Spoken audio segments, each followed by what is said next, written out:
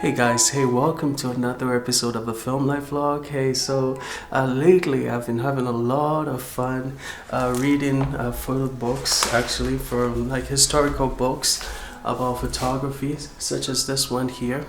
This is the Images of the World. I got this from the thrift store, and this book concentrates a lot on National Geographic photographers, and just basically talking about some of the historical nature of some of the photos, the background stories, and I just find it to be extremely interesting to read. And as I read it, I'm also learning about new concepts and new techniques.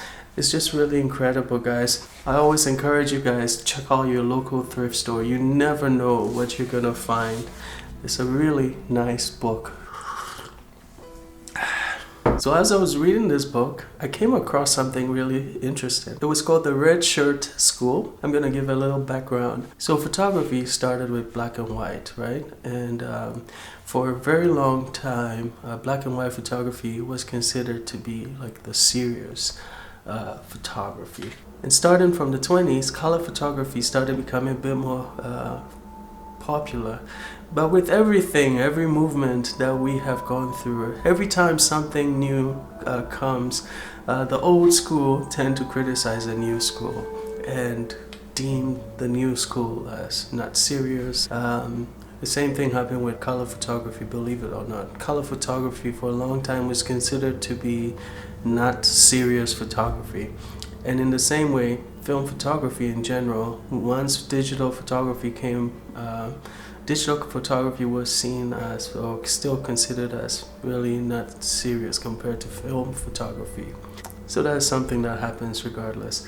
But with the National Geographic photographers, what happened, there was a trend. It says that in 1938, only 23 color photographs were published per issue for National Geographic. But in the 40s, the number rose to 63.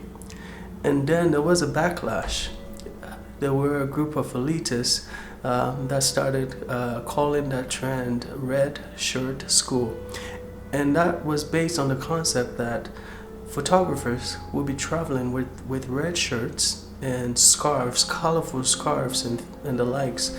And what they would do is that they would basically be traveling with them as props, and they would place it on their subjects so that the subjects would pop out from the background. And that was something that they used to do for different forms.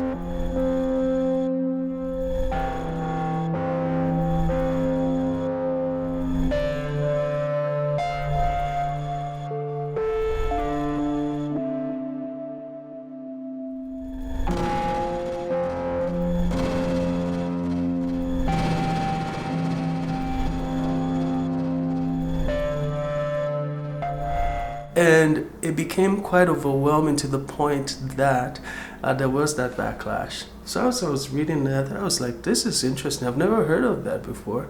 And I figured that, let me share that with you. And guess what? That trend actually continues today.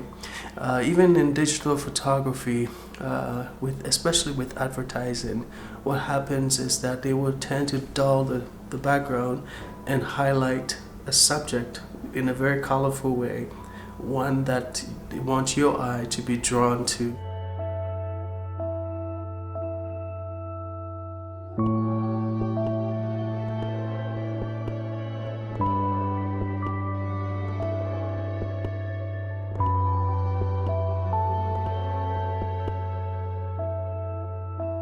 So a lot of these trends in digital photography actually stem from way back in the film days. And that is a short little snippet that I wanted to share with you guys. I hope you enjoyed it, and I'll catch you on the next one.